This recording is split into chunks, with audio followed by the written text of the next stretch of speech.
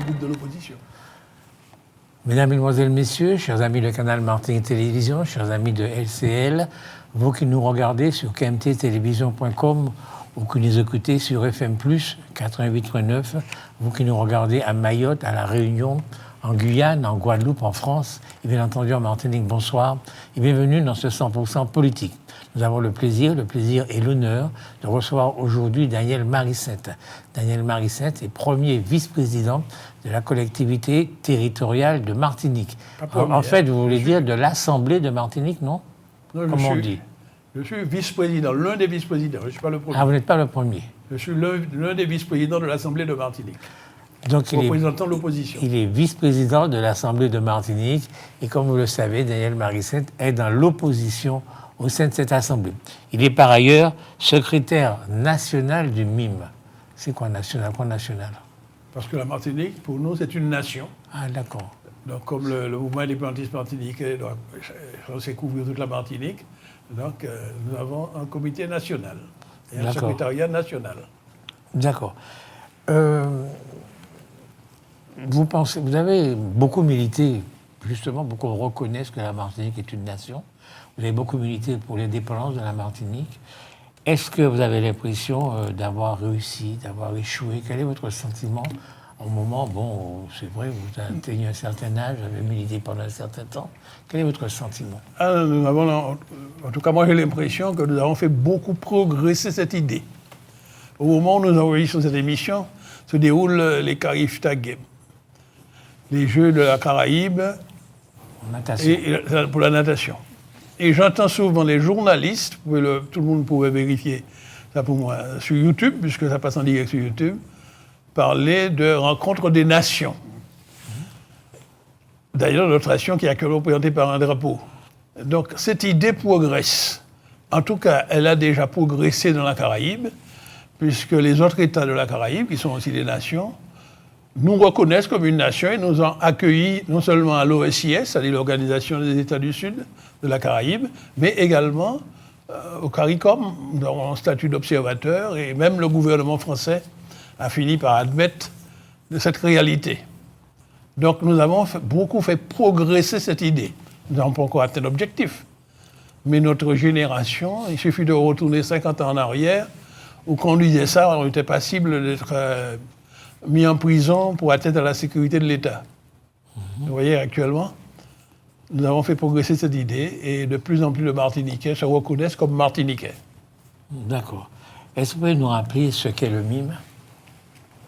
Alors, le MIM, c'est un mouvement qui est né il y a une cinquantaine d'années, précisément en 1978, à l'initiative d'Alfred Marie-Jeanne.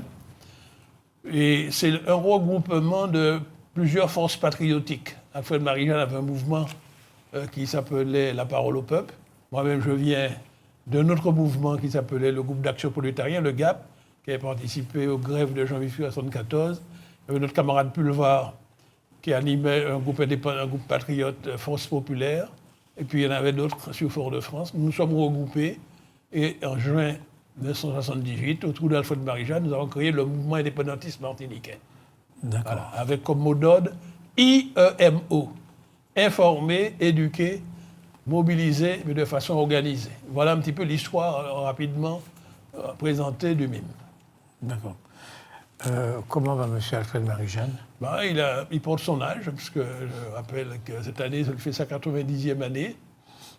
Bon, il a son âge, il reste à la maison, il ne sort plus, mais en tout cas, il nous envoie des messages. Il continue à être notre président et notre guide sur le plan idéologique et politique. OK. Beaucoup de jeunes Martiniquais connaissent peu Alfred Marie-Jeanne et vous-même, enfin les jeunes qui arrivent là. Qu'est-ce qui caractérise M. Marie-Jeanne? Sa rigueur, et puis il n'a jamais dévié, et il s'est toujours mis au service du peuple. En tout cas, c'est son intégrité, sa rigueur. Alors, il a une qualité, c'est son charisme. On est avec un charisme, on l'a pas. Mais ça m'avait toujours impressionné, sa rigueur, et il n'a jamais dévié. C'est ce qui est apprécié par la population qui fait qu'il est devenu très, très, très populaire.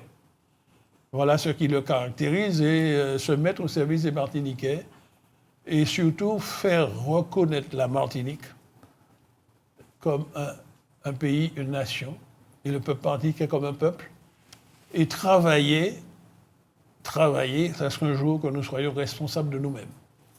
Voilà ce qui le caractérise. Et puis c'est un excellent gestionnaire, parce qu'il a géré 2 collectivités, d'abord la commune de Rivière-Pilote depuis 1971, et quand il a passé le flambeau, il avait laissé une commune bien gérée, avec des finances en très bon état. Ensuite, il a dirigé le conseil régional, la région, là, avec les mêmes caractéristiques. Et lorsqu'il y a eu la création de la CTM, l'histoire a fait que c'est lui qui a été le premier président et qui a eu la charge de fusionner les 2 anciennes collectivités, conseil régional et conseil général. En tout cas, l'histoire doit retenir cela.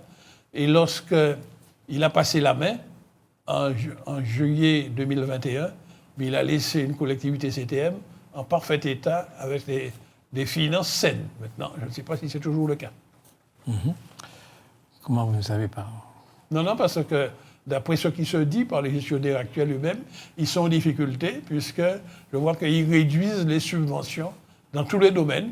C'est la période de vache maigre, alors que le compte administratif qui a été présenté en 2020, puis en 2021, donc les gestions d'affaires de Marie-Jeanne, était présenté avec un excédent. Or, actuellement, on nous dit qu'il y a des difficultés. La CTM elle-même était en difficulté et réduit toutes les subventions qu'elle donne aux différents organes satellites. Et beaucoup de satellites sont eux-mêmes en déficit. Les satellites étant les différents organes créés autour de la CTM et dont le fonctionnement dépend des subventions que la CTM peut leur donner. Voilà, donc la situation financière n'a pas l'air d'être celle que nous avons connue sur Alfred Marie-Jeanne. Quels sont les postes électifs que M. Marie-Jeanne a connus? Il a d'abord été maire, ensuite conseiller général, oui. Ensuite conseiller régional, oui. Et puis, à une opportunité, il se présentait dans le Sud, il est d'abord devenu député du Sud, oui. Puis ensuite député du Centre, parce qu'on avait coupé la circonscription du Sud en 2, et puis président du conseil régional, et puis le premier président de la collectivité territoriale de Martinique. Voilà les différentes fonctions qu'il a occupées. En fait, il a tout occupé. Je ne sais pas s'il a tout occupé. Non, il n'a pas été sénateur. À part sénateur, il a tout occupé. Oui, en tout cas, il y avait des opportunités, et c'est le peuple qui décide. Non, mais voilà. Oui, il a occupé. Sur la défensive quand je dis ça. Sur la défensive, mais non, il a tout occupé. Je dis les choses. Ce n'est pas lui qui est allé occuper des postes. Il a été élu à ces postes. Il a été élu à tous les postes et donc il a été au premier rang de la vie politique martiniquaise pendant des années. Voilà, pendant plus de 50 ans. Qu'est-ce qu'il laisse à la Martinique? Qu'est-ce qu'il faut retenir de lui? Qu'est-ce qu'on doit retenir de lui? Ce que je retiens de lui, c'est sa qualité de gestionnaire et sa rigueur. Non, pas de l'homme. Qu'est-ce qu'il nous laisse? Quelle est son œuvre? Qu'est-ce qu'il a fait et en Martinique? Alors d'abord, il a laissé beaucoup de choses. Hein. Et moi qui étais son proche collaborateur, je peux vous témoigner. D'abord, la ville de Rivière-Pilote, avec tous ses aménagements, tous ses voies, etc. Et puis, à la région, puis à la CTM, nous avons d'abord étudié ce dont nous avions la charge. Nous avions une charge fondamentale, qui était de mettre des équipements d'éducation à la disposition de nos jeunes. Donc, nous avons construit, après d'autres, des lycées. Personnellement, j'ai piloté la construction de beaucoup de lycées. Également la construction de collèges que nous avons entretenus, mis en normes parasismiques. Et puis, le réseau routier, parce qu'il se trouve que les Martiniquais ont un appétit pour les voitures et il y a beaucoup d'embouteillages. Donc, tout ça, ce sont des choses qui restent. Et puis, à côté de cela, nous avons construit des centres de formation professionnelle parce que c'était dans le domaine de compétences attribuées tant à la région qu'à la CTM, il y avait donc les infrastructures routières, les infrastructures culturelles, les infrastructures éducatives et surtout la formation professionnelle qui nous est très chère. Donc notre volonté, c'était de faire en sorte que le jeune Martiniquais ne soit pas contraint à quitter le pays pour aller se former. Maintenant, il peut quitter le pays par choix, mais lui offrir beaucoup de possibilités de se former sur place en restant chez ses parents pour ne pas subir un choc de séparation pendant la période de formation. Voilà des choses que nous laissons pour la Martinique. Et puis même sur le plan culturel, nous avons eu à cœur, et surtout sportif également, parce que nous sommes très fiers à chaque fois que nous entendons parler de l'IMS.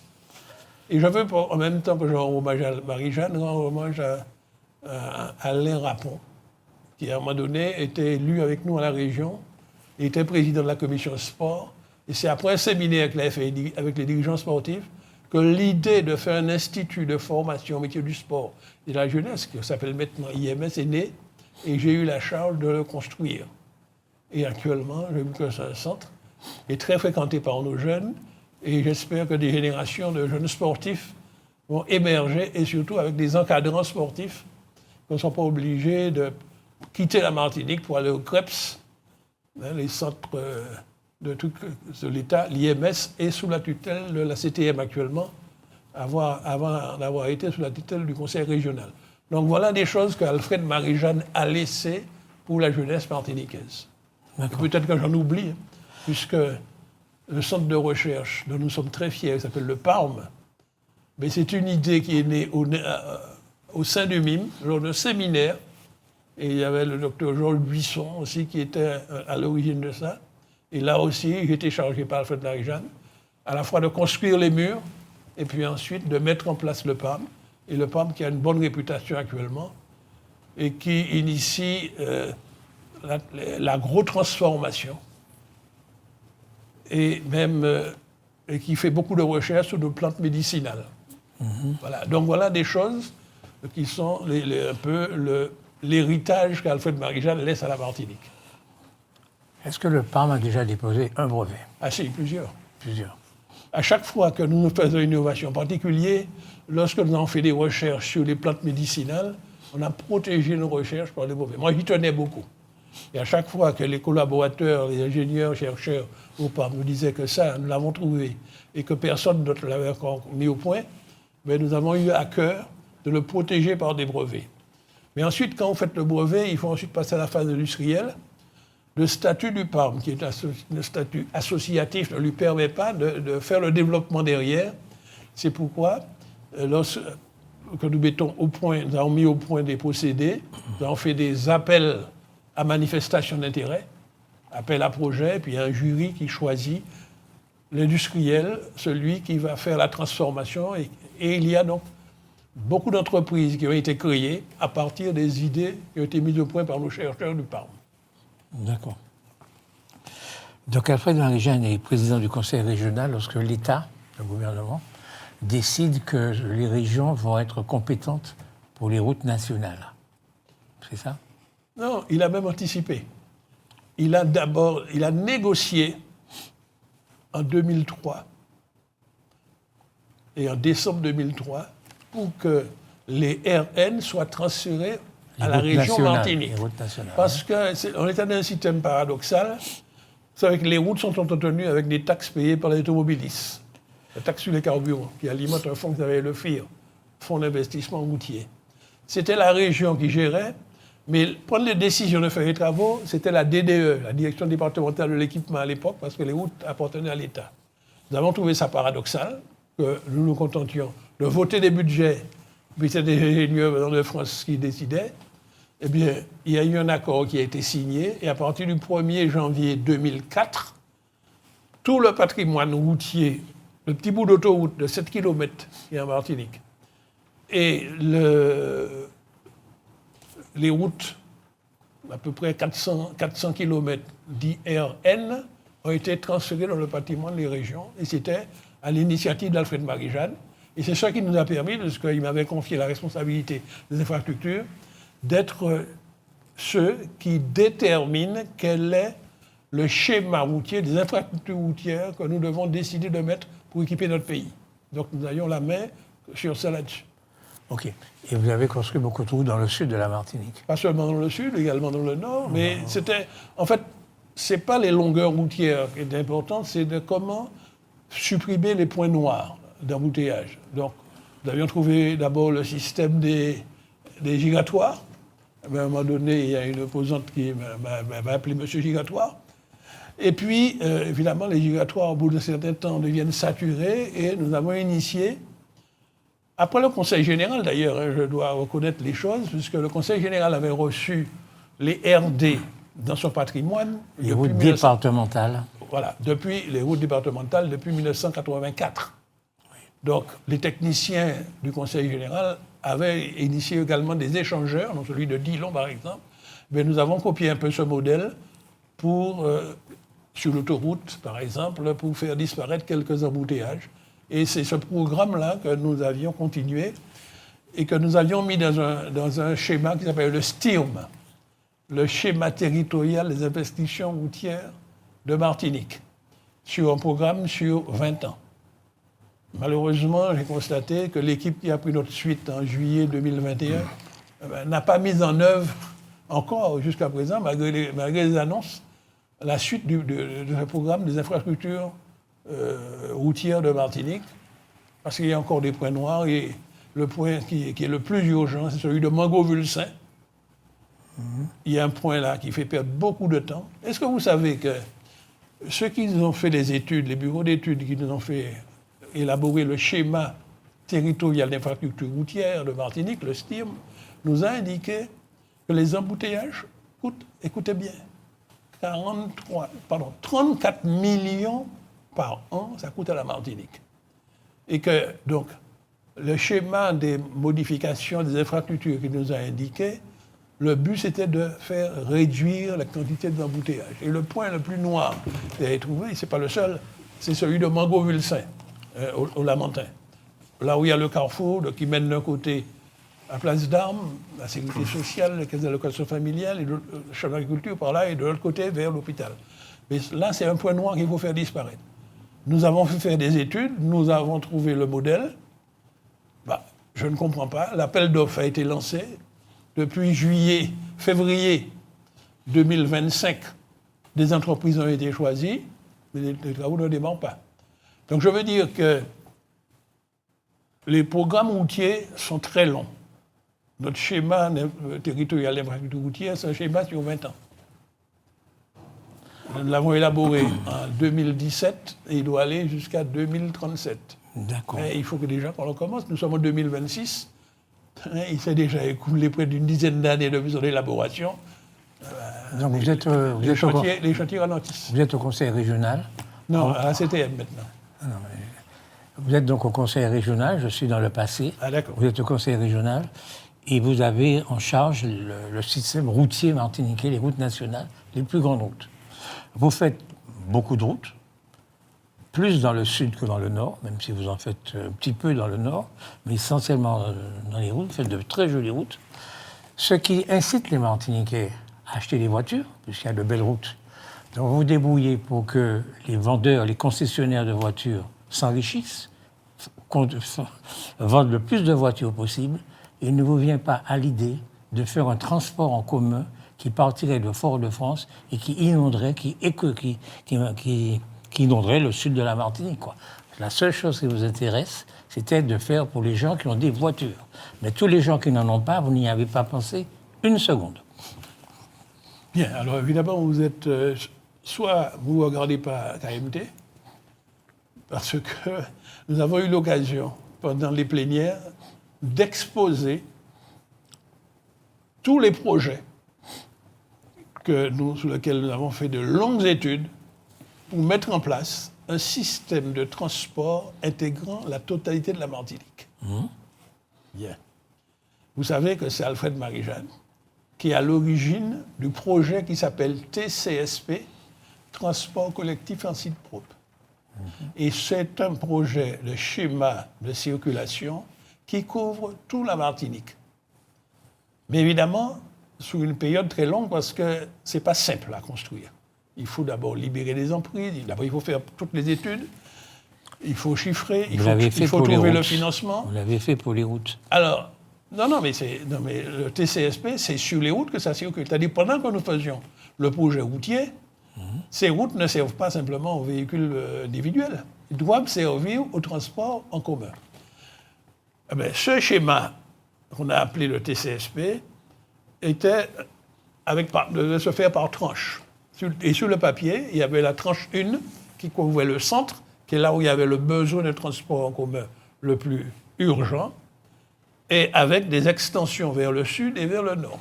Tout ceci a été étudié pendant les différentes mandatures d'Alfred Marie-Jeanne. Toutes les études ont été non seulement réalisées, mais payées.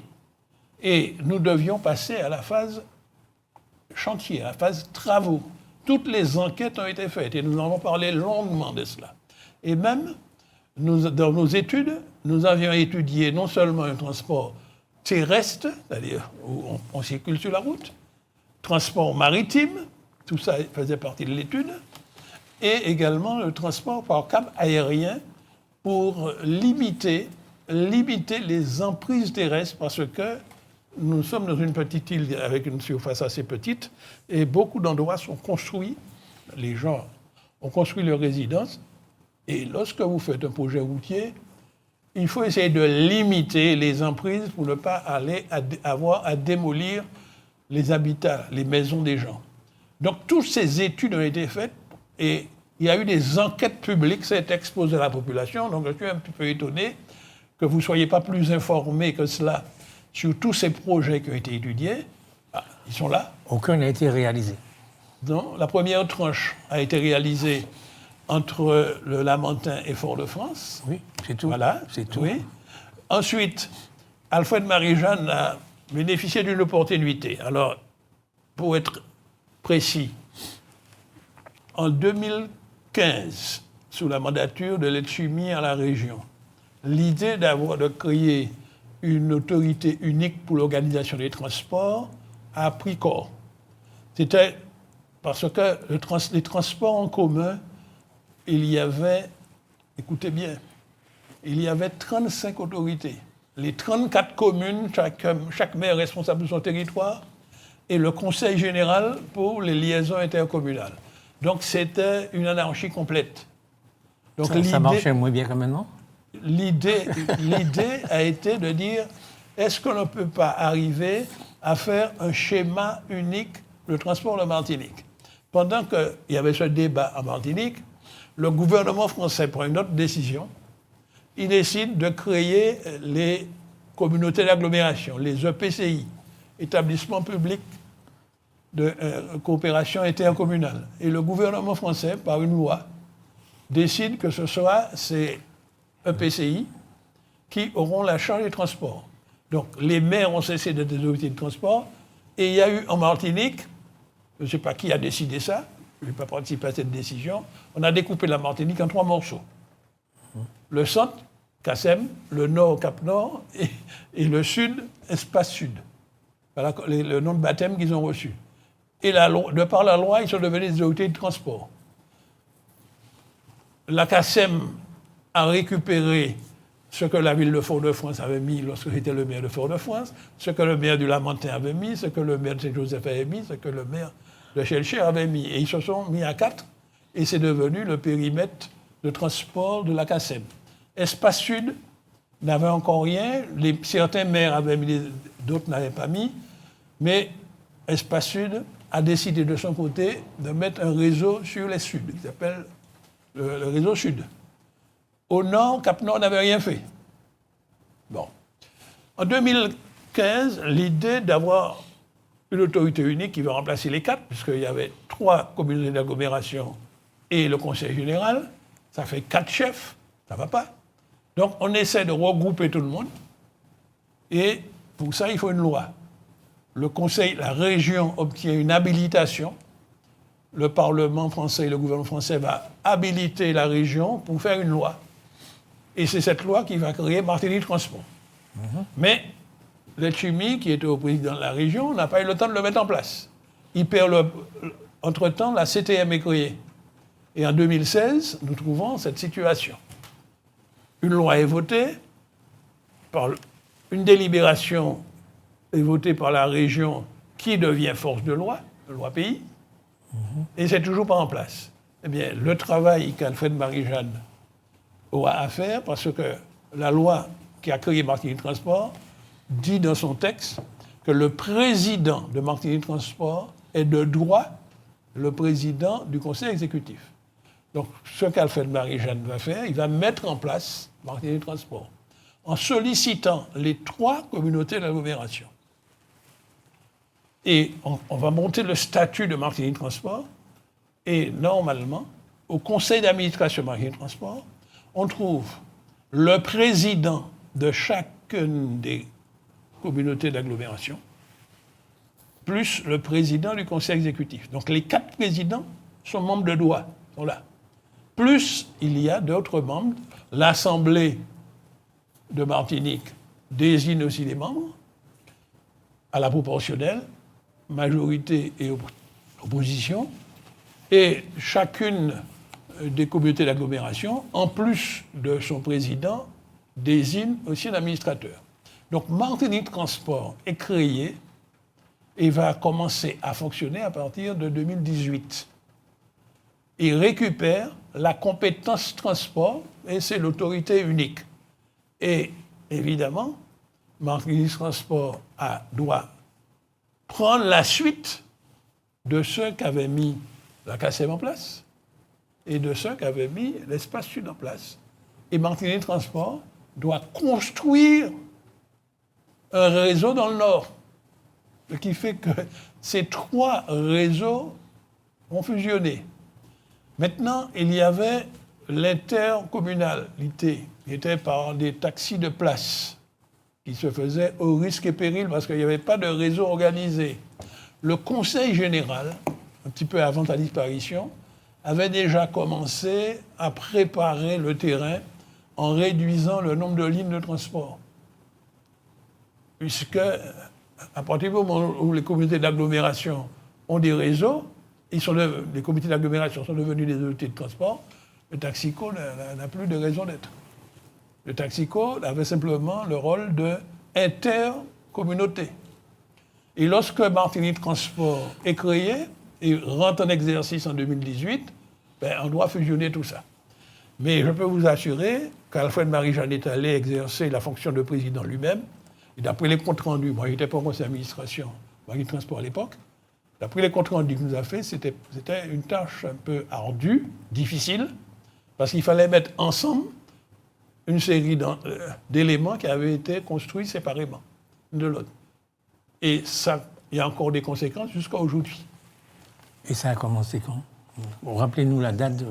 Alors, c'est devenu opérationnel, c'est-à-dire à partir de 2018. D'accord.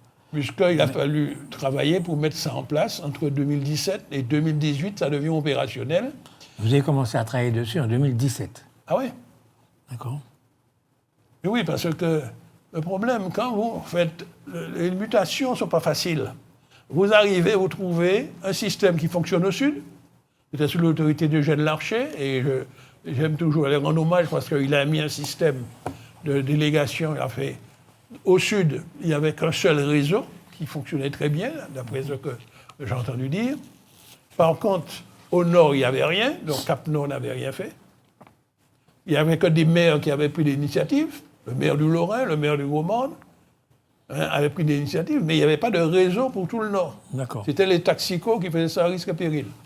Au nord-Atlantique, au nord-Caraïbes, il n'y avait pas de réseau organisé. Bon, il n'y avait que les Taxicos. Donc ça fait... Et puis au centre, oui. Ça c'était au centre que c'était vraiment anarchique. D'accord. Parce que Fort-de-France avait mis en place, sur son territoire, ce qui s'appelait la CFTU, le réseau Mosaïque. C'était une société d'économie mixte que Fort-de-France avait créée. Lorsque la CACEM a été créée, c'était transféré à la CACEM. Et puis, à Schellcher, il y avait le groupement du transporteur de Schellcher. Au Lamentin, il y avait le groupement du transporteur du Lamentin. Et puis à Saint-Joseph, il y avait plusieurs lignes. Mais tout ça, c'était pas uni. D'accord. Mais donc, la CACEM a essayé d'abord de le réunifier. Ça n'a pas été facile. Et puis lorsque Martinique Transport a été créé, il y a eu un transfert de ces contrats. D'accord. Mais donc, j'insiste sur le fait, sur ça, oui. Il y a des contrats disparates sur toute la Martinique. Donc ça veut dire qu'il y a des grilles de salaire différents de nord et même au centre.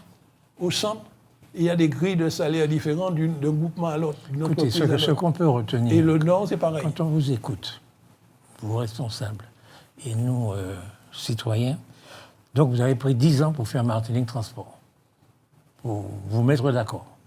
Au bout de 10 ans, aujourd'hui, au moment où je vous parle, il n'y a pas de transport public dans le centre de la Martinique. C'est ça le résultat de ce que vous avez fait. Alors, vous pouvez m'expliquer, mais c'est inexplicable. C'est en tout cas inadmissible, parce que c'est un transport public extrêmement important, enfin, c'est un service public extrêmement important que le transport public. Le résultat de tout ce que vous m'avez dit là, eh bien, c'est qu'il suffit que 20 personnes se mettent en grève dans une entreprise, et puis le transport public n'existe plus dans la partie la plus importante de notre pays. Bien. Est-ce que vous avez fait une analyse? Alors, évidemment, maintenant, je suis chef de l'opposition. Je n'ai pas ça en charge. Je suis au conseil d'administration de Martinique Transport. Depuis août, je ne dirige pas, mais j'analyse, je pose beaucoup de questions et je fais beaucoup de critiques et beaucoup de suggestions. Je ne suis pas toujours suivi. Mais j'ai essayé de comprendre d'où vient la difficulté. Je l'ai laissé plus entendre tout à l'heure. Voilà un système que nous voulons unique, où la gestion des ressources humaines est différente d'un point à l'autre. Il y a un point fondamental dans le droit du travail, sur lequel tous les travailleurs sont très sensibles. C'est le principe à travail égal, salaire égal. Il s'est passé quelque chose d'incroyable un peu avant 2018. Je vous ai dit que, et là je vais donner un point d'histoire, parce que quand il y a des systèmes complexes, il faut aller analyser les causes, l'historique, pour voir comment on peut le régler. Il s'est passé quelque chose en l'année 2017. 2017, c'est la période où Martinique Transport est en train de négocier avec la CACEM pour le transfert. Sur le territoire de la CACEM, la partie la plus importante, c'est celle de Fort-de-France. Et le réseau est géré par la CFTU, Compagnie Foyalais de Transport Urbain, qui est une société d'économie mixte, où c'était la ville de Fort-de-France qui était majorité au capital. Et ensuite, c'est la CACEM. C'est un élu de Fort-de-France qui est président. Et c'est lui donc qui gère le personnel. Et bien, on va assister à quelque chose. Le personnel fait, comme dans toutes les entreprises, ces négociations annuelles pour les salaires. Eh bien, d'après ce que je vais entendre par la presse, il y a des augmentations de salaire assez généreuses pour les salariés qui vont se produire en 2017. Or, on est déjà en train de parler des transferts. C'est-à-dire, au moment où le transport du centre, dont la CFTU va être transféré à Martinique Transport, un peu avant, il y a des augmentations de salaire assez importantes à la CFTU. Alors vous savez qu'il y a un principe dans le Code du travail qui est que lorsqu'il y a des reprises, il y a un transfert de celui qui gère, on doit reprendre les salariés avec les contrats de travail qu'ils ont. C'est l'article L122.12 du Code du travail. Ce qui fait que lorsque Martinique Transport reprend ce qui se passe sur le territoire de Fort-de-France, il est obligé de tenir compte de ces nouveaux salaires, de ces nouvelles grilles de salaire. La situation conflictuelle était telle entre la CFTU et Martinique Transport que la CFTU, à un moment donné, ne voulait pas transférer les contrats. Et ceci a été tranché au tribunal. Et la CFTU a dû se résoudre à transférer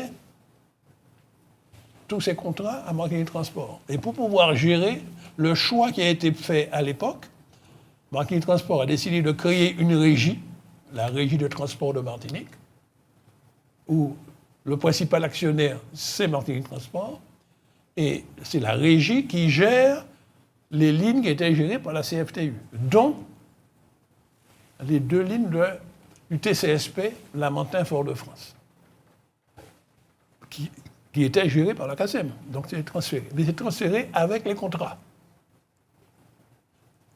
Voilà un point de départ.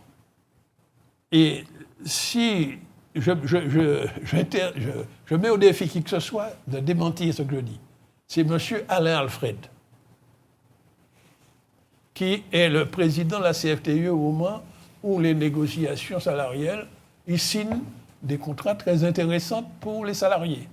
Mais quand Alfred Marie-Jeanne récupère et confie à la régie le soin de poursuivre la gestion, la loi s'impose à la régie, le code du travail s'impose, on est obligé de maintenir les salaires. Mais pendant ce temps-là, il n'y a pas eu la même négociation de salaire, ni pour ceux du Lamentin, ni ceux de Chelcher, ni ceux de Saint-Joseph. Donc vous avez des salaires différents sur le centre. Et c'est ça qui est la cause de tous les conflits qu'on a vus se succéder à chaque fois sur des questions de salaire, parce que les salariés disent « nous voulons avoir les mêmes salaires qu'à la régie ». Alors, moi, Marie-Sainte, j'arrive au conseil d'administration en août 2021. J'analyse ça et j'ai un passé de syndicaliste, et 30 ans de syndicalisme derrière moi. Puisque j'étais secrétaire général de la CSTM, Centrale syndicale des travailleurs martiniquais, j'ai pris la succession. J'étais avec Pulvar et l'abbé Joffre, on a pris la succession d'Agasta depuis janvier 1980. Et en particulier, je m'occupais beaucoup du BTP. Avec les ouvriers du BTP, nous avions fait une intersyndicale ouvrière du BTP. Et nous avons vu l'avantage qu'il y ait une convention collective pour le BTP de Martinique. C'est-à-dire qu'il y a la même grille de salaire qui s'applique dans toutes les entreprises du BTP en Martinique. Et moi, je dis que c'est ce modèle-là qui devrait être appliqué pour les transports. Ce n'est pas normal qu'un chauffeur touche un prix au nord, un prix au centre. Et au centre, il y a 4 prix différents, 4 salaires différents, au sud, etc. Il faut qu'on arrive à unifier cela. Et pour le faire, ça ne peut pas être Martinique Transport qui le fait. Dites-moi. Ça ne peut être que, il faut que les ouvriers se mettent en intersyndical d'un côté, les salariés, que le patronat crée une organisation patronale et qu'il négocie une convention collective, parce qu'il n'y a pas de convention collective en Martinique. Voilà, pour moi, la solution. Je n'ai cessé de le répéter au conseil d'administration de Martinique Transport sous l'ancien président, qui était là juste avant celui qui est là actuellement, David Obza. Il me disait oui. Je disais même, je suis prêt, même étant dans l'opposition, à apporter mon concours et mon expérience. Mais ce que je veux dire, M. Marie-Sainte, voilà le vrai motif pour lequel... Transaglo. Oui. Transaglo, c'est une société, ce sont ces salariés qui sont en grève aujourd'hui. Par quel moyen il se fait que ce soit Transaglo qui s'occupe du transport du personnel, enfin des gens? Non, alors Transaglo a des lignes sur Chelcher. Oui. Comment ça? Alors, comment il a obtenu ces lignes? Alors, c'est des appels d'offres. Ok, juste. Ok. Appel d'offres. Non, attendez. Appel d'offres. Laissez-moi finir ma question. Donc, appel d'offres. Qu'est-ce qui fait les appels d'offres? Le conseil d'administration de Martinique Transport qui lance les appels d'offres. D'accord. Donc, c'est le Martinique Transport qui définit ce qu'on va demander dans les appels d'offres. On fait un appel d'offres et voilà ce que nous voulons. Alors pourquoi il n'a pas fait le nécessaire pour qu'il y ait un service minimum? Vous avez l'appel d'offres et vous ne l'avez que si vous avez un service minimum. C'était plus simple que ce que vous racontez là. Bien. Sauf que c'est impossible.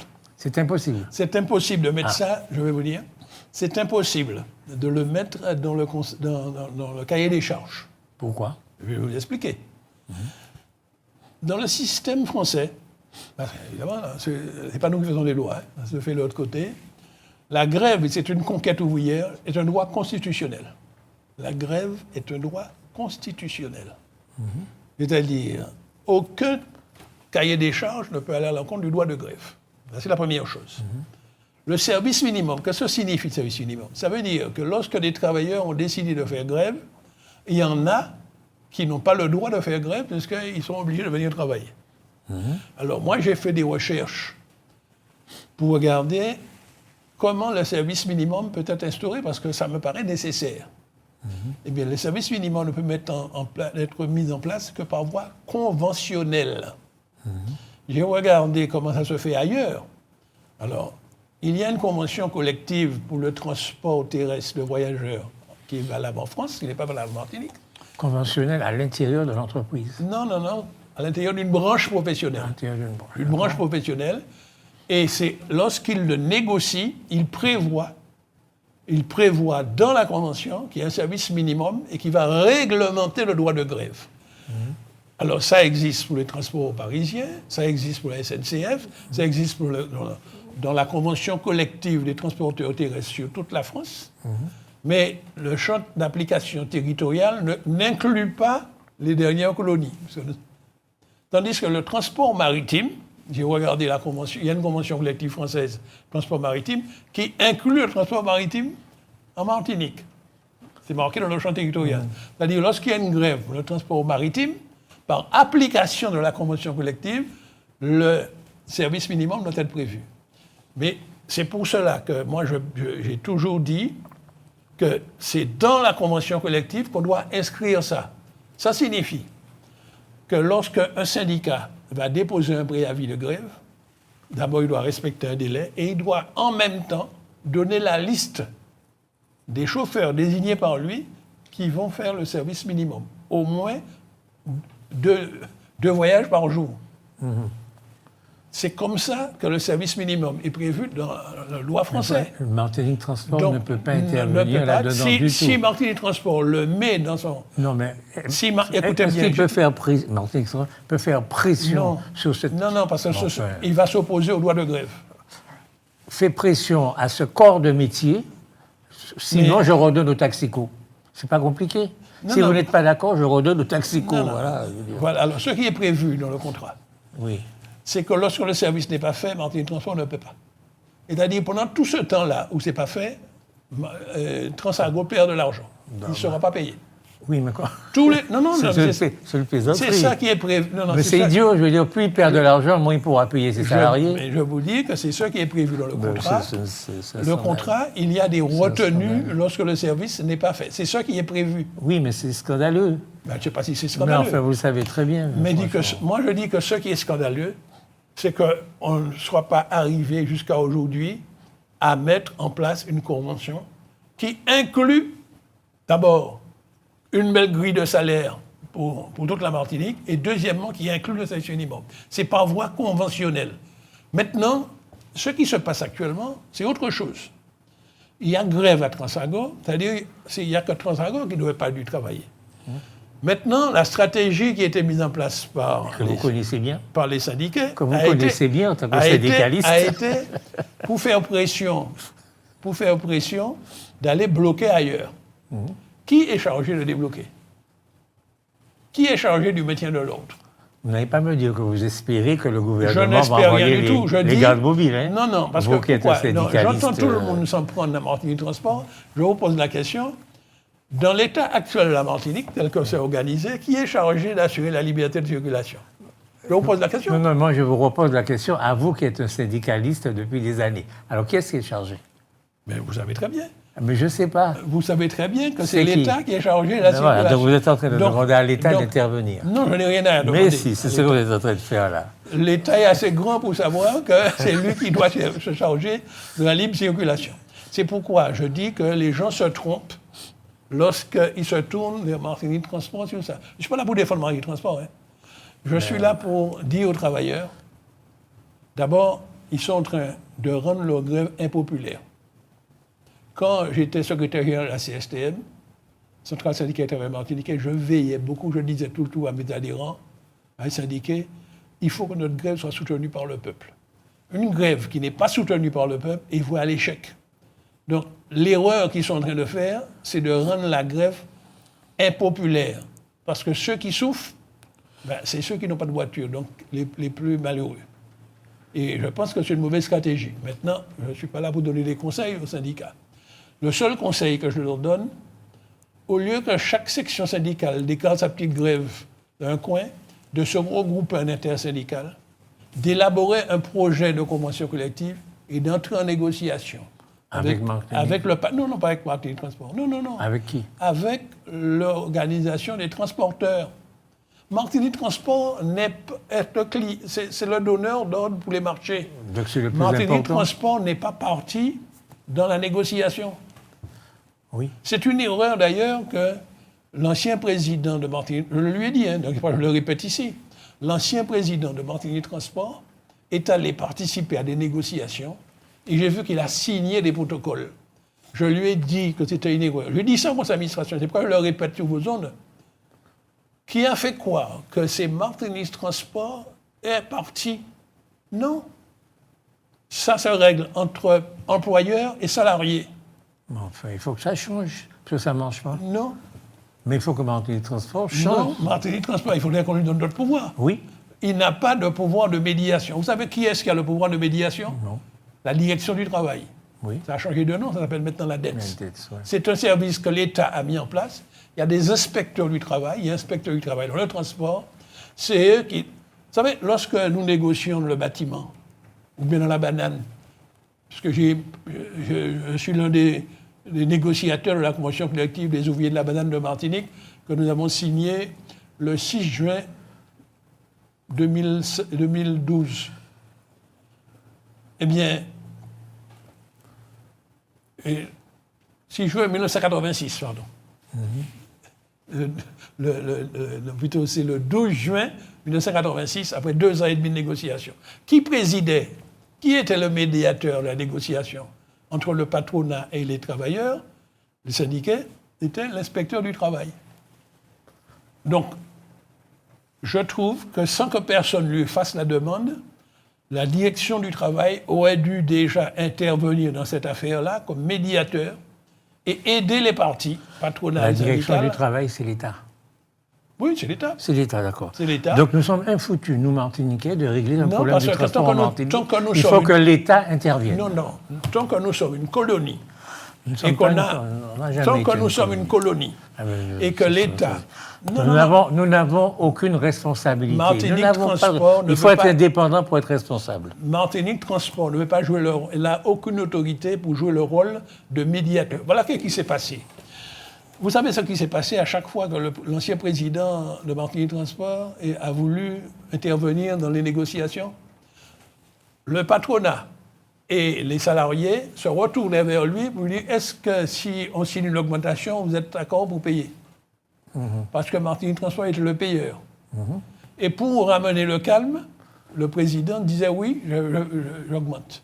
Et vous savez ce qui est arrivé? Mais ça a augmenté tellement qu'à un moment donné, Martinique Transport n'a pas pu faire face aux augmentations. Et l'actuel président nous a informé que lorsqu'il a fait les comptes, son bilan de 2025, il termine avec un déficit de 44 millions. C'est-à-dire, actuellement, Martinique Transport est en déficit. Eh bien, l'ancien président s'était tourné vers les financeurs. Qui sont les financeurs de Martinique Transport? Il faut savoir ça. Les financeurs sont les 4 collectivités membres, c'est-à-dire CACEM, Cap-Nord, Espace Sud et Martinique et CTM. Voilà les premiers financeurs. Autres financeurs, ce sont les entreprises de plus de 10 salariés qui versent une taxe qu'on appelle le versement mobilité.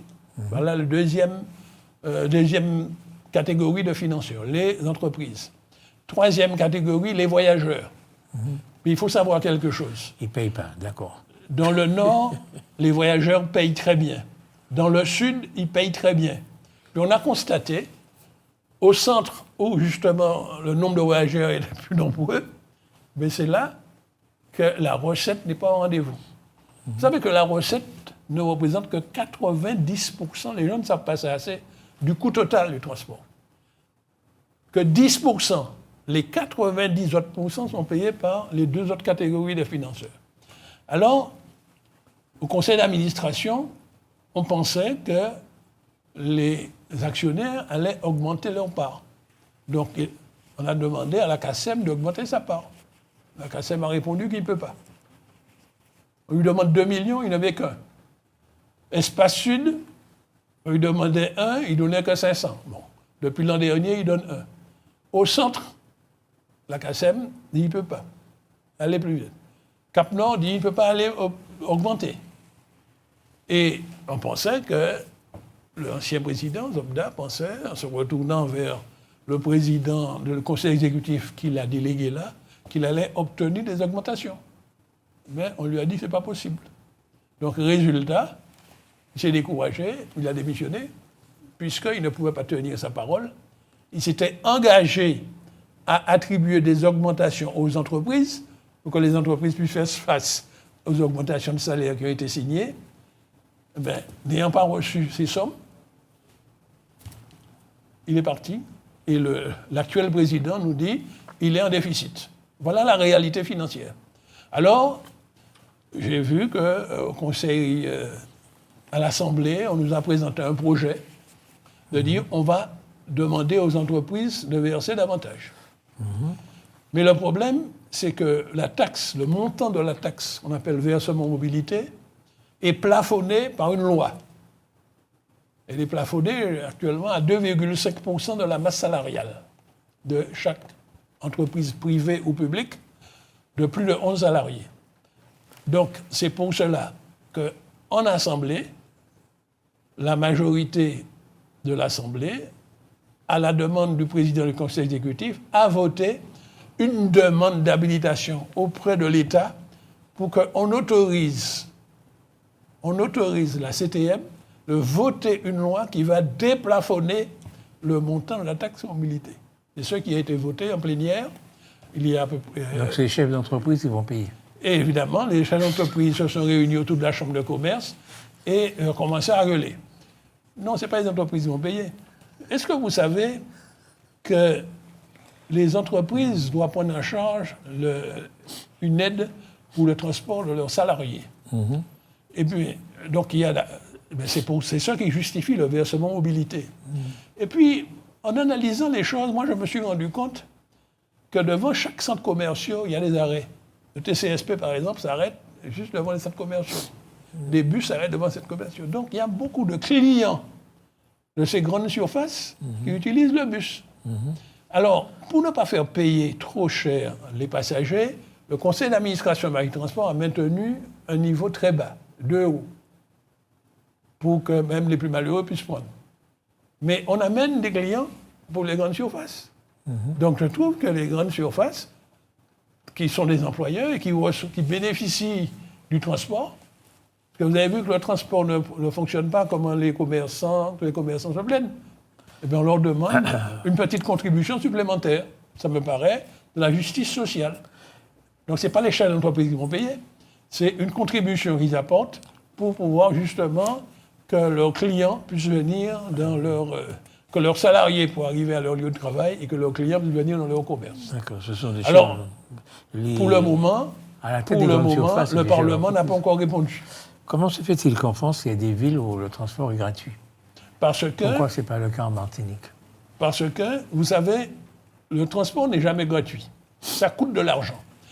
Le passager ne paye pas, mais il y a d'autres qui payent. Donc, ce sont les contribuables qui payent. Donc, ça veut dire que les entreprises cotisent davantage. Vous savez qu'à Paris, le plafond dont j'ai parlé, Paris a déjà déplafonné, dans la région parisienne, l'Île-de-France. Et il y a certaines communes qui bénéficient de grosses entreprises de leur territoire. Donc, c'est la part versée par les entreprises permet de couvrir totalement le coût du transport. Alors, est-ce que vous savez qu'il y a des villes qui étaient passées à la gratuité et puis qui sont revenus? Parce qu'ils se sont rendus compte que c'était les promesses rapides qu'ils avaient faites. Parce que dans certaines de ces villes, ce sont les maires qui sont autorités de transport. Il n'y a pas de l'équivalent marqué de transport. Et ils avaient fait des promesses électorales. Et puis au bout de 2 ou 3 exercices, ils se sont rendus compte que la recette qu'ils reçoivent n'est pas suffisante pour couvrir les frais. Donc, ils sont revenus à du payant. Merci. Maintenant, plusieurs simulations ont été faites. Hein, Martin, il faut que vous sachiez ça. Je ne suis pas là pour défendre Martin Transport, mais comme je suis au conseil d'administration, je peux révéler aux auditeurs que plusieurs simulations ont été faites. Et on voit que les ressources fiscales, plus les ressources publiques de Martin Transport, ne permettront pas de couvrir la totalité des frais du coût du transport. Voilà pour cela que... Vous avez parlé on n'est de... pas arrivé alors, parce que Alfred Marie-Jeanne, à un moment donné, a fait une expérience de gratuité de TCSP. Puisque, comme les gens ne voulaient pas payer, elle a dit autant le faire gratuit, mais très rapidement, on a vu que le système est déficitaire. Et c'est pour ça qu'il avait augmenté la part de la CTM. Le métier de chauffeur d'autobus, c'est un métier pénible, c'est un métier comment? Pardon? Le métier de chauffeur d'autobus, à votre avis, c'est un métier pénible, c'est un métier comment? Ah, c'est un métier... Non, c'est un métier pénible. C'est un métier, malheureusement, où les gens se font... D'après ça que j'entends, parce que de temps en temps, j'écoute ce qu'ils disent, là, ils se font agresser parfois. C'est une des raisons pour laquelle on essaie de plus en plus de supprimer le paiement à bord. Mais vous avez parlé... Parce que vous savez, le problème, c'est que lorsque certains Martiniquais entendent que certains endroits on ne paie pas, lorsque le chauffeur leur réclame de payer, il y a des chauffeurs qui se font agresser. Oui, on a mis des contrôleurs à bord pour vérifier si les gens payent, et les contrôleurs se font agresser. Alors, c'est pourquoi... Mais ça, c'est anecdotique. Enfin, non, c'est pas vrai. C'est pour cela que... Ça peut exister, mais c'est pas vrai. Attendez, c'est pour cela que les chauffeurs ont même fait grève à un moment donné, ils ont fait un droit de retrait. Mais oui, bien sûr. Et parce que quand on fait un droit de retrait, on est payé à ne rien faire. J'ai vu que le président de Marine Transport et le président de la régie sont allés à la préfecture, pratiquement pour suppléer le préfet, et ils ont signé un accord, vous avez dû voir ça. Oui.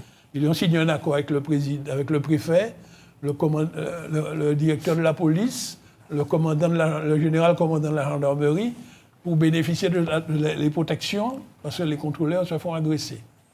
Alors, en fait, moi, je suis plutôt partisan de notre mode, de la dématérialisation du paiement.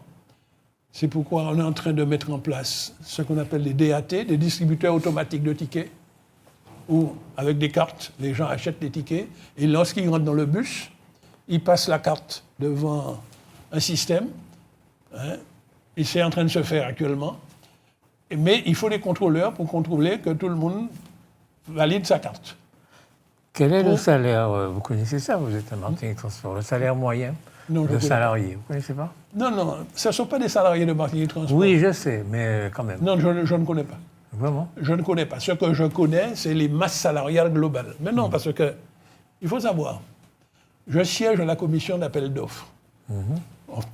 Parfois, c'est des appels d'offres, parfois, c'est des délégations de services publics.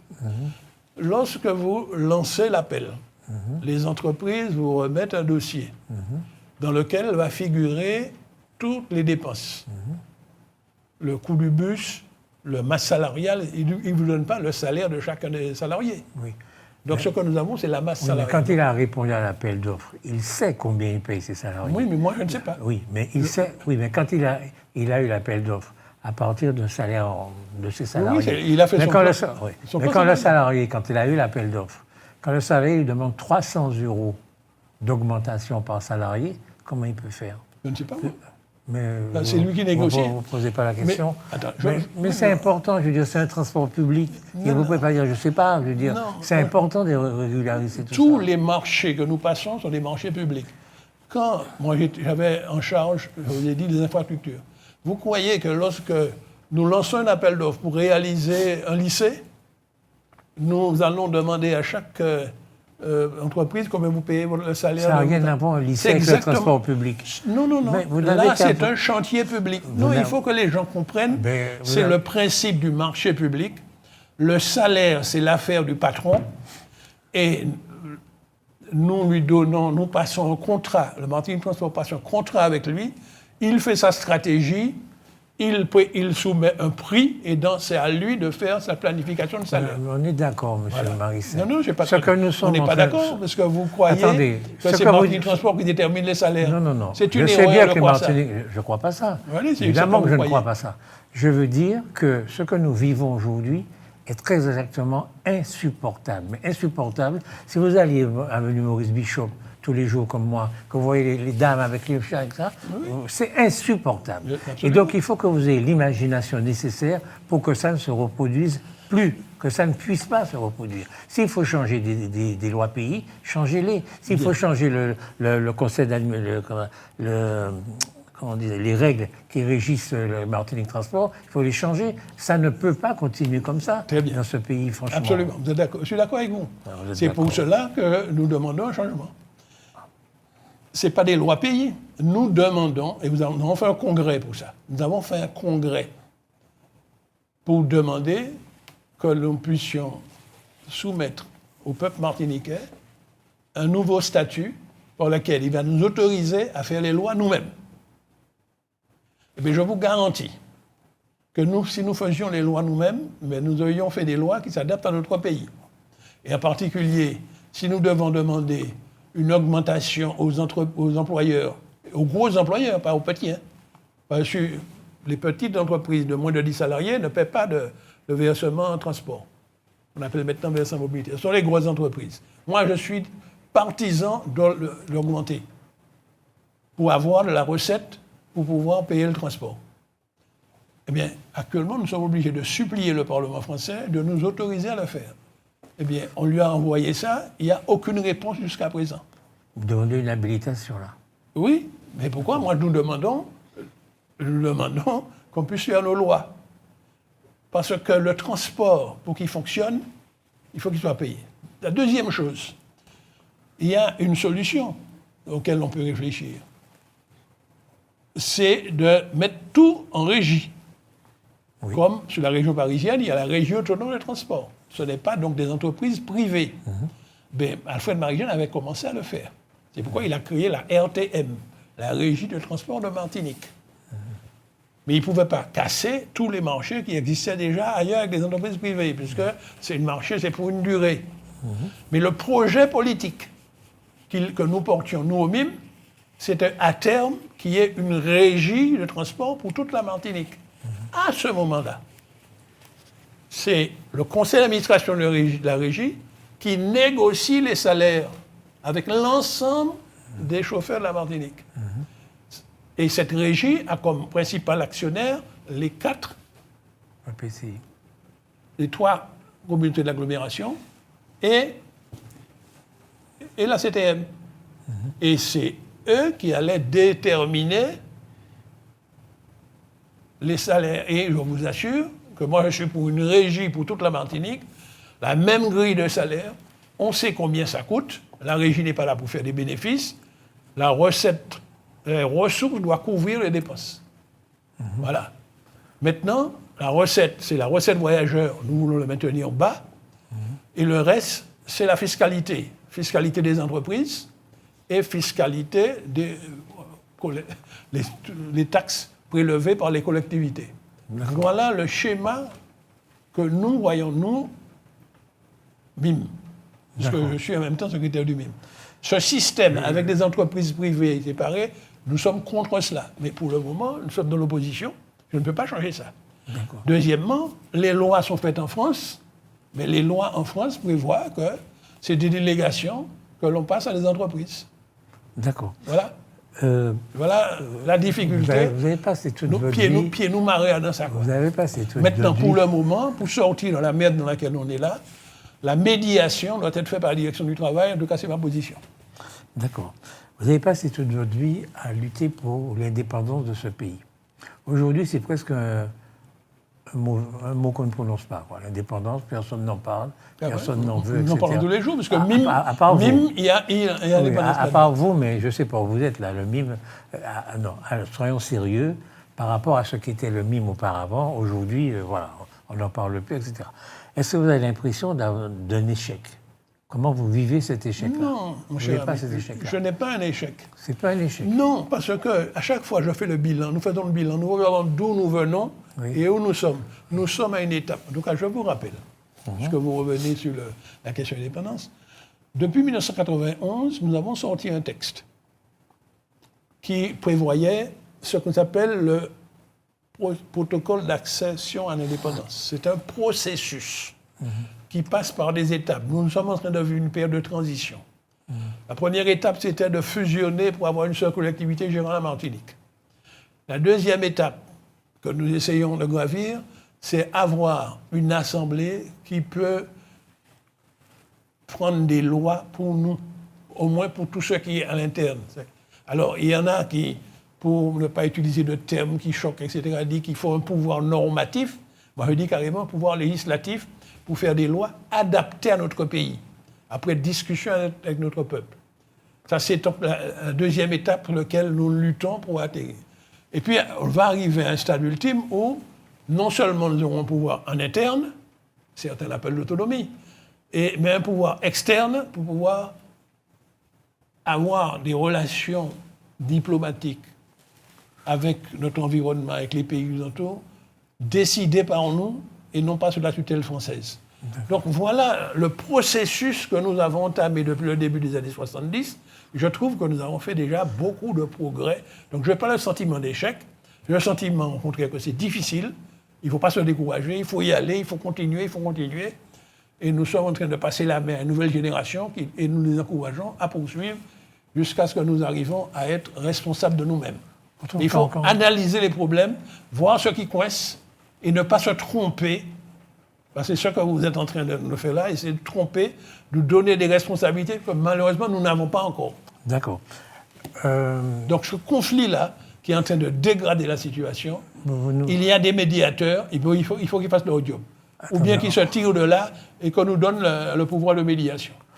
Qu'est-ce que je veux dire ? Revenir sur les pays voisins, c'est extraordinaire comment vous mettez en avant le voisinage d'un certain nombre de pays. Vous avez une maison. Vous habitez où ? J'habite au Lamentin, oui. Quand il Palmis, oui, nous avons des voisins, oui. Vous avez des voisins ? Excellente relation avec les voisins. Est-ce que vous êtes obligé d'avoir de meilleurs rapports avec vos voisins qu'avec des gens qui ne sont pas vos voisins ? Est-ce que le seul fait d'être un voisin fait que vous avez avec eux de meilleurs rapports qu'avec d'autres personnes ? La réponse, c'est non. Ce n'est même pas la peine de répondre. La réponse, c'est non. Aujourd'hui, vous nous parlez du CARICOM, évidemment. Quand vous allez, vous, Martinique, que vous allez dans les pays du CARICOM, vous aurez des gardes du corps, on va vous prendre au sérieux, vous allez jouer au chef d'État, vous êtes une nation. Pourquoi ? Parce qu'en réalité, vous payez un truc pour l'année, pour faire partie de ce CARICOM. Il faut payer chaque année une cotisation. Donc vous rapportez de l'argent. Et puis vous rendez service, vous faites des écoles éventuellement, enfin, pas beaucoup, mais enfin, c'est arrivé.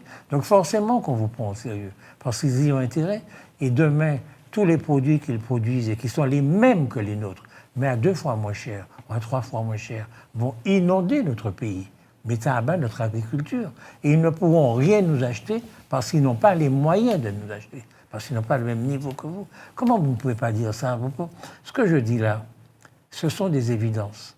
Pourquoi vous ne le dites pas au peuple ? Pourquoi votre problème, c'est d'être une nation, d'être reconnu par le CARICOM, par l'OSCE, etc. Pourquoi vous avez ce discours-là ? Je n'arrive pas à comprendre, parce que je vous crois intelligent. Donc je me dis, mais pourquoi il ne comprend pas ça ? Pourquoi il ne le dit pas, quoi ? Vous avez tout faux. Vous avez tout faux. Et vous tenez des propos que moi j'appelle réactionnaires. Il suffit, au moment où nous faisons cet enregistrement, se déroulent les championnats de la Caraïbe de natation. Ce que je regarde avec beaucoup d'attention, et je suis impressionné par le niveau sportif de la Jamaïque, des Bahamas, de Trinidad, de Barbade surtout. Est-ce que vous êtes impressionné par le taux de criminalité de la Jamaïque ? Est-ce qu'il vous impressionne ? Le taux de criminalité de la Jamaïque, est-ce qu'il vous impressionne ? Laissez-moi terminer. Je dis que je suis impressionné comment ces pays s'occupent de leurs jeunes et malgré tout ce que vous dites là, si tout ce que vous dites est exact, ben nous aurions dû être champions dans toutes les catégories. Non, il ne faut pas mépriser les pays de la Caraïbe comme vous faites. Vous êtes en train de les mépriser. Je vous invite à retourner, aller les visiter. Et vous serez comme moi, impressionné par la Barbade, impressionné par Trinidad. Le niveau de développement de pays ne se mesure pas par ce taux de criminalité, sinon nous ne sommes pas mal placés. Nous sommes loin. Nous sommes très loin. Nous sommes très loin. Non, parce qu'en même temps, il y a le narcotrafic qui est en train de se développer et contre lequel nous ne sommes pas suffisamment protégés. Malgré tout ce que disent un certain nombre d'élus, malheureusement, la charge de protéger notre pays, protéger notre peuple, n'est pas contre nos mains. C'est entre les mains d'autres. La seule chose qui les intéresse, c'est d'empêcher à la drogue d'arriver en Europe.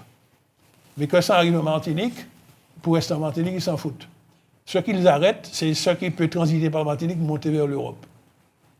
Or, regardez comment les élus, nous avons dû houspéter, pour que des moyens de contrôle, pour que les moyens de protection de nos frontières puissent se faire pour tirer la Martinique des griffes de ce narcotrafic que fait. Alors il y a des promesses et ça tarde à venir. Donc je veux dire qu'il ne faut pas mépriser comme ça les gens de la Caraïbe, comme vous le faites. Ce n'est pas vrai. J'invite les Martiniquais qui ont la possibilité d'aller visiter les autres pays et vous serez comme moi impressionnés que ce que peut faire un peuple lorsqu'il se prend en charge. Vous comprenez? Maintenant, j'ai vu que beaucoup de journalistes martiniquais, lorsqu'ils vont dans ces pays-là, ils brassent leurs caméras vers les problèmes qu'ils ont, vers les quartiers pauvres. Vous imaginez que si tous les journalistes qui débarquaient en Martinique allaient filmer que les quartiers pauvres de la Martinique, à l'extérieur, c'est ce qu'ils font. Est-ce que les Martiniquais vont à Sainte-Lucie ou à Trinidad pour mieux gagner leur vie? La réponse, c'est non. Est-ce que les Saint-Luciens, est-ce que les Dominicains, etc., viennent en Martinique? La réponse est oui. Ils ne sont pas idiots. S'ils étaient si bien chez eux, ils ne viendraient pas chez nous. Cela seul. Donc maintenant, vous parlez de... En tout cas, chaque fois que vous m'invitez ici, c'est pour pouvoir mépriser les pays de la Caraïbe. Pourquoi vous dites mépriser? Pourquoi vous dites mépriser? Parce que ce que vous dites n'est pas exact. Alors je me trompe peut-être, mais ce n'est pas du mépris. Mais vous ne répondez pas quand même. Non, ce que j'invite les Martiniquais, c'est d'aller se rendre compte eux-mêmes. Bien sûr, mais... Oui, non, ils ne se rendront pas compte qu'ils sont les actionnaires de l'hôtel où ils se trouvent. C'est de ça dont il faut qu'ils se rendent compte. Et ils verront que les actionnaires, ce n'est pas forcément des Barbadiens, ce n'est pas forcément des Saint-Luciens. Mais ils verront que ceux qui travaillent donc, pays indépendants, ceux qui travaillent là-dedans... gagnent 3 fois moins qu'eux. Gagnent 3 fois moins qu'eux. Avec un coût de la vie qui est plus bas qu'ici. Oui, mais enfin, bon... oui, c'est le pouvoir d'achat qui compte. Enfin, non, ce n'est pas seulement ce qui compte. Parce qu'une voiture, quand vous l'achetez, elle ne va pas tenir compte de votre pouvoir d'achat. Hein. Elle va coûter un prix, quoi. Non. Et vous ne pourrez pas... Non. Ils voulaient des voitures chinoises qui sont à leur portée. Des voitures chinoises qui sont à leur portée. Premièrement, c'est pas vrai. Deuxièmement, que des voitures chinoises. Nous, on a quand même le choix, quoi. Je veux dire. Donc, vous n'avez pas comparé le niveau de vie de la Martinique. Arrêtons ce débat, parce que chaque fois que vous voulez l'arrêter. Vous passez votre temps à mépriser mais je ne méprise rien. Dès que je fais un constat, vous parlez de mépris. Mépriser la Caraïbe. Vos frères, pourquoi ils sont vos frères? Parce que nous avons la même histoire. Nous sommes sortis dans les mêmes cales de bateau. Ah d'accord, donc ça fait de vous des frères. Oui. Mais est-ce que vous savez que vous... Parfois même peut-être on peut avoir des liens de sang sans le savoir. Voilà, donc je vous dis une phrase que vous connaissez sans doute. Vos frères vous sont imposés, vos amis, vous les choisissez. Eh bien, je choisis.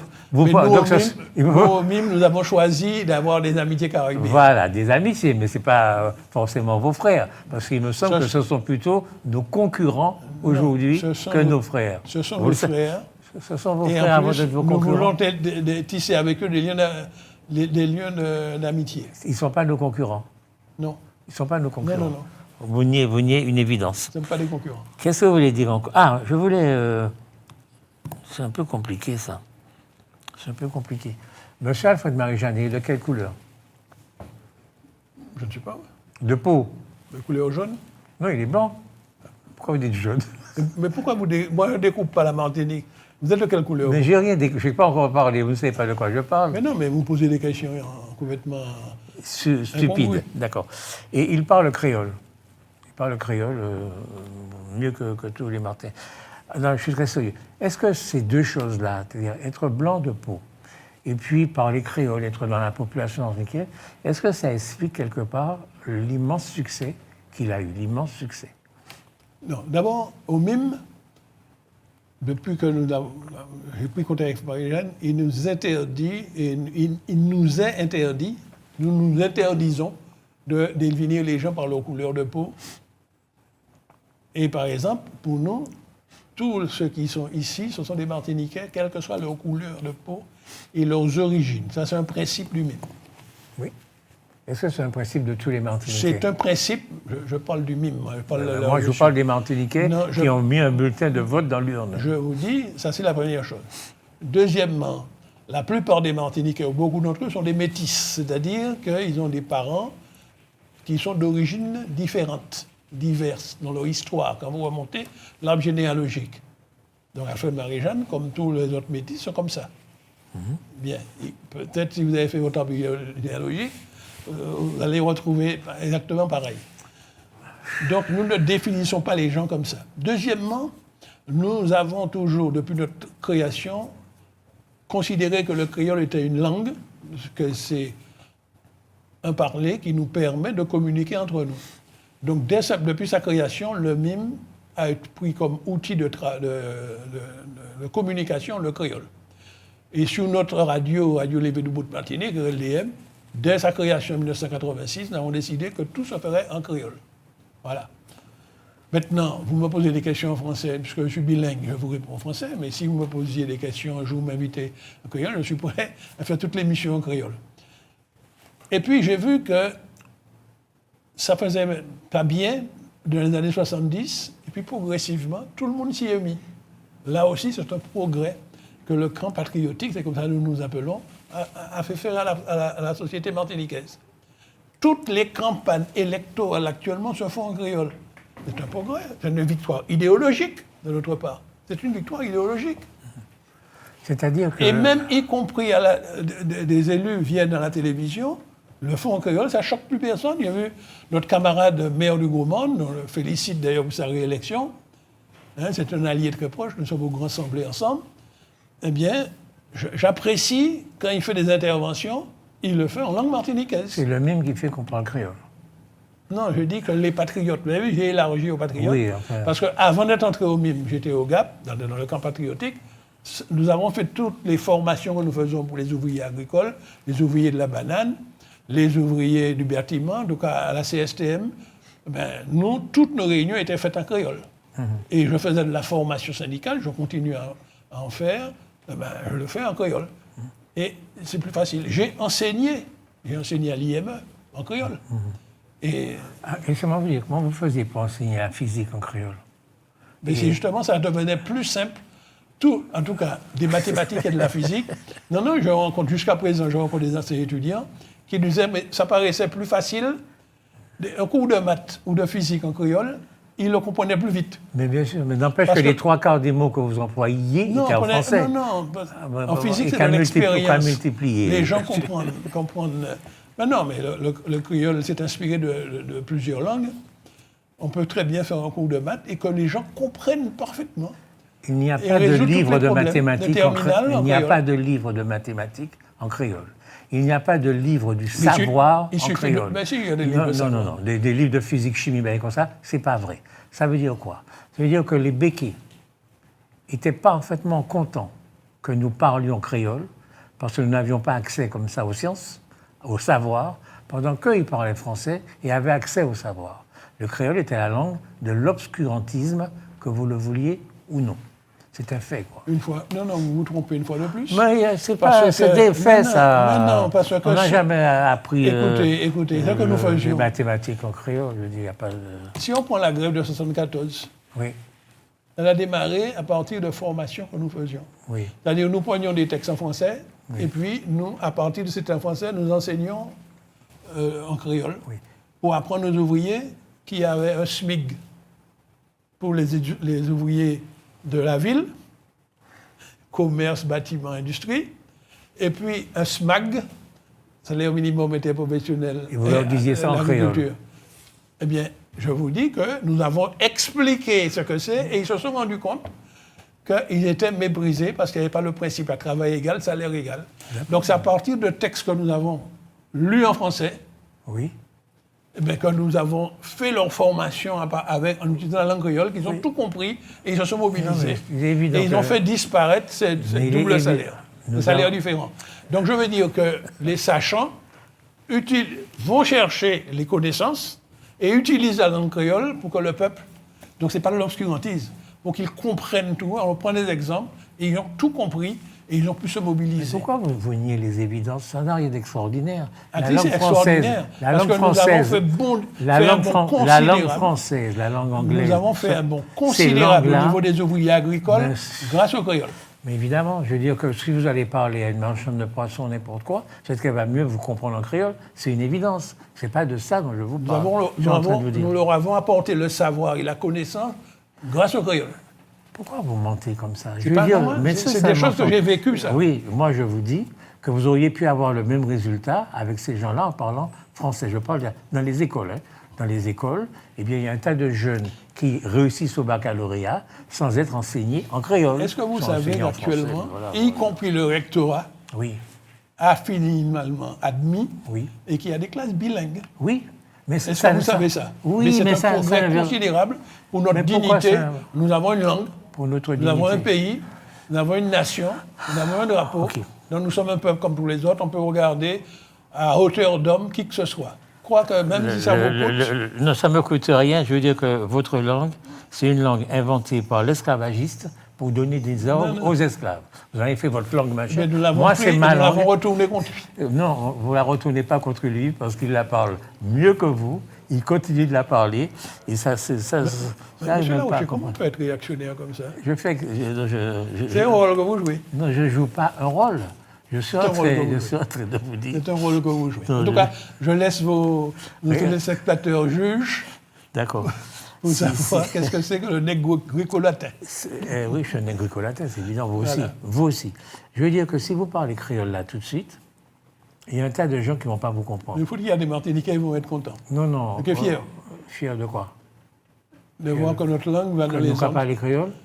Nous, l'Internet. Hein. Comment? Langue-nous, l'Internet. Oui, mais on est d'accord, c'est ma langue. Je parle créole, il n'y a pas de souci. Vous savez qu'il y a des... Vous pouvez poser des questions en créole à l'intelligence artificielle et il peut vous répondre. En créole? Oui, essayez. Ah, mais je vais essayer tout à l'heure. Essayez, oui, absolument. Oui, mais pourquoi... J'ai essayé. Oui, mais pourquoi vous me dites ça? Mais je suis d'accord que nous avons une langue qui s'appelle le créole et qu'on peut parler. Vous savez qu'il y a plusieurs millions... Mais la langue du savant... Il y a plusieurs millions...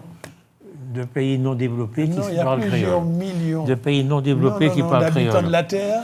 De pays non développés qui parlent créole. Et en premier lieu, Haïti, dont c'est la langue nationale. C'est quoi un pays non développé?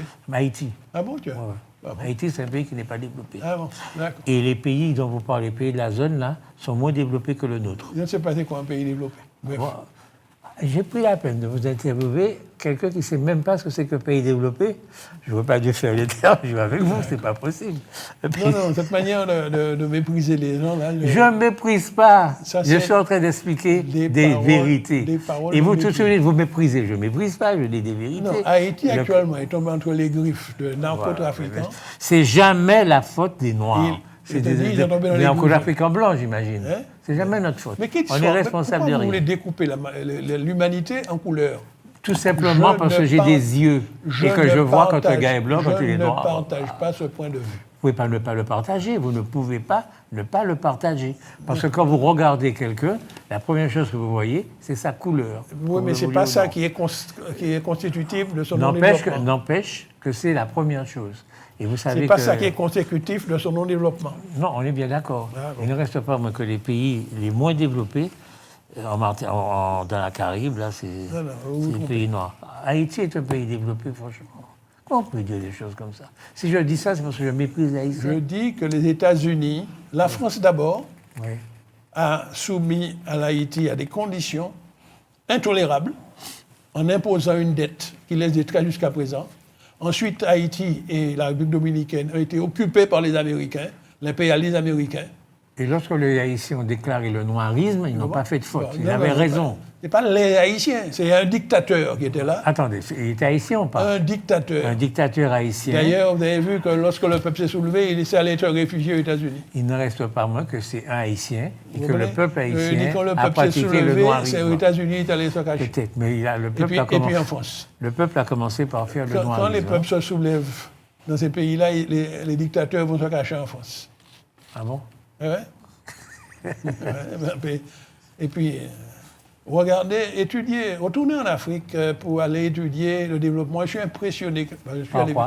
Je suis allé visiter certains de ces pays par le niveau de culture de ces jeunes.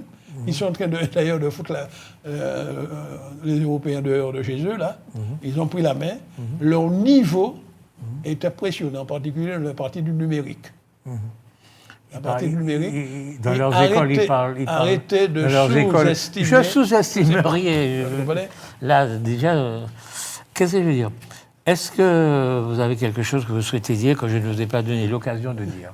Non, moi je pensais qu'on allait discuter de perspectives intéressantes. Moi, vous ne m'avez pas donné l'occasion de féliciter nos camarades du Grand Assemblée, parce qu'on n'a pas voulu parler du Grand Assemblée, parce que le MIM fait partie d'une alliance. Alfred Marie-Jeanne a eu l'intelligence de regrouper 8 partis qui ont créé le Grand Assemblée et qui constituent la principale force d'opposition actuelle à l'Assemblée de Martinique. Nous avions soutenu des candidats. Tous nos maires ont été réélus. Je veux féliciter Gilbert Couturier de Gros-Monde, je l'ai déjà fait, Eugène Larcher de Danse-Darlé, Justin Pamphile du Lorrain. Et puis nous avons le collègue du Marin, qui est dans mon groupe d'élus Grand Assemblée, qui a été brillamment réélu. Alors nous avons fait de bons José Mirande. Nous avons fait les scores. À Rivière-Pilote, nous n'avons pas pu triompher. À Fort-de-France, nous n'avons pas pu triompher, mais nous sommes présents dans les conseils. Nous allons jouer notre rôle. Donc il y a un certain nombre de communes où nous avons des élus. Donc je veux féliciter, malgré toute l'adversité, que nous ayons pu sauver tous ces postes qui étaient là, malgré, parce qu'il y a un truc qui nous fait mal au BIM, on a subi des traîtrises, et ça nous a fait beaucoup de mal. Si nous avons perdu Rivière-Pilote, c'est à cause de la trahison. Ça, c'est impardonnable. Maintenant, le peuple, c'est lui qui trahit, c'est lui qui tranche. Voilà ce que je voulais dire. Donc, je voulais féliciter les électeurs qui ont fait confiance au Grand Assemblée. Moi, je fais partie d'une génération qui est en train de passer la main. Et nous comptons sur ces jeunes militants patriotes pour qu'ils continuent le combat que nous avons entamé depuis plus d'un demi-siècle. Vous avez des jeunes qui sont partisans de l'indépendance ? Oui. Vous avez rencontré ça ? Au sein du MIM, il y en a. Et qui luttent pour ça. Et puis, il n'y a pas que... Mais qu'est-ce que vous avez contre l'indépendance ? Je n'ai pas encore très bien compris. Pourquoi vous menez cette lutte contre l'indépendance ? Attendez, je ne mène pas une lutte contre l'indépendance. Je dis que vous avez, pendant 50 années de votre vie... Nous avons fait progresser cette idée considérablement. Il ne me semble pas que cette idée ait gagné en Martinique. Je pense même le contraire. Elle a progressé considérablement. Les Martiniquais sont davantage pour l'indépendance aujourd'hui qu'il y a 30 ans. Nous avons fait reculer considérablement. Il n'y a même plus personne qui se réclame du département. Ah bon ? Ah non, il y avait des départementalistes, ils font tout profil bas. Même pendant les dernières municipales, personne, tout le monde faisait leur discours en créole, tout le monde se revendiquait martiniquais. Je dis, oh là là, quand nos idées ont progressé. Ah là là. Quand nos idées ont progressé, nous n'avons pas encore atteint l'objectif, mais nous sommes en route. Et ça m'encourage à continuer, c'est ça qui me donne la force pour continuer. Voilà ce que je voulais dire. Et je vous remercie de m'avoir permis de le dire, malgré tous les dégréglements que vous faites aux idées que nous défendons depuis plus d'un demi-siècle. Mesdames, Mesdemoiselles, Messieurs, chers amis du canal Martinique Télévision, nous avons eu le plaisir et l'honneur de converser devant vous avec Daniel Marie-Sainte. Daniel Marie-Sainte est 4e vice-président de l'Assemblée territoriale de Martinique. Vous êtes secrétaire national du Mouvement pour l'indépendance de la Martinique, le MIM. Vous êtes quoi encore ? C'est le mouvement indépendantiste martiniquais. J'ai dit quoi ? Ce n'est pas le mouvement pour l'indépendance, c'est le mouvement indépendantiste martiniquais. D'accord. Et puis vous êtes quoi encore ? Je suis chef de file du groupe du Grand Assemblée pour Martinique de l'Assemblée de Martinique. Merci. À l'Assemblée, vous êtes dans l'opposition. Oui, c'est le plus grand groupe de l'opposition. Merci beaucoup. Merci de votre attention, merci de votre fidélité. On se voit bientôt, la semaine prochaine. Au revoir. Merci beaucoup. Ici.